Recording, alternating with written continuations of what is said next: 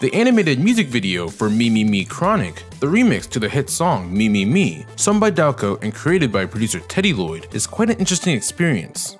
It takes the premise of the original Me Me Me music video and amplifies and twists it to create a derivative work that fits its Chronic titling. If Me Me Me is a look into one man's addiction and the trappings thereof, then Chronic is a fever dream. The main guy is so deep into this cycle, so lost, that the images in his head all blur together and fly past him at breakneck speeds.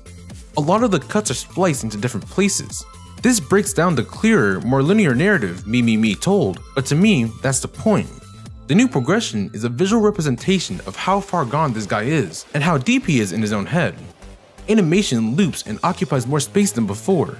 There's even a long tunnel section featured, with lights pulsing through it somewhat like neural signals. He's so plugged into his obsession that he barely processes past events, blowing past him like feathers in the wind. The original video was also very colorful, but Chronic boosts that brightness to all new levels. These colors, through the quicker pacing, create this visual assault, a sensory overload. It's so overwhelming to the viewer, just like the addiction the main character suffers from. It made me feel like I was spiraling out of control just watching it, and I didn't know what to do at all. The vibrancy really helps to sell the atmosphere, rearrange narrative, and the song. However, this change in pacing and narrative order, as well as the palette, isn't the only thing that brings a higher intensity to Me Me Me Chronic. The changes to the song itself are just as important. To match that disorienting sensory overload, the remix to Me Me Me's track itself comes with a darker tone than the original. Through Teddyloid's hip-hop twinged, heavy EDM production, Chronic establishes a heavy, menacing air. Even the remaining production from the original song takes on a different vibe due to the other parts around them.